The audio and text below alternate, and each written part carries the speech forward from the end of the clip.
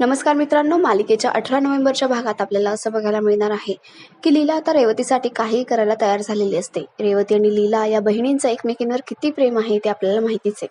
लीला आता यशकडे आलेली असते आणि त्याला ती म्हणत असते, यश, तुझं माझ्या रेवूवरती नक्की प्रेम आहे ना रे? मग चल ना, एजंटना सगळं काही सांगून टाकूया. तू सांग एजंटना सगळं सगळं खरं की तुझं दुसरं कोणावर तरी प्रेम आहे ते. आता यश म्हणतो, लीला वहिनी, हेच करायची हिंमत नाहीये ना माझ्यामध्ये. मी नाही बोलू शकत एजंट समोर असं हे सगळं काही. आणि खरंच मला माफ कर. आय एम सॉरी लीला वहिनी. लीला आता खूप विचारात पडते. ती डायरेक्ट एजंटकडे जाते आणि म्हणते, एजंट, तुम्ही श्वेताला न्याय मिळवून देत आहात हे खरं आहे, पण तुम्ही यशवरती अन्याय करत आहात. एजंट म्हणतो, तू काय बोलतेस, तुला कळतंय का? तुझ्याकडे काही माहिती नसेल ना तर काहीही बोलू नकोस. त्यावर लीला म्हणते, एजे, मला माहिती आहे यशचं दुसरं कोणावर तरी प्रेम आहे आणि म्हणूनच तुम्ही त्याच्यावरती अन्याय करत आहात. एजंटला हे सगळं माहितीच नसतं आणि तो खूप आश्चर्यचकित होतो. त्याला जेव्हा कळतं की यशचं दुसरं कोणावर तरी प्रेम आहे, तेव्हा त्याला असं वाटतं की त्याचा निर्णय चुकीचा ठरलेला आहे. तर मग आता एजे आपला निर्णय मागे घेतील का? श्वेताला आणि तिच्या आईला तर त्यांनी वचन दिलंय. आता त्या वचनाचं काय होईल?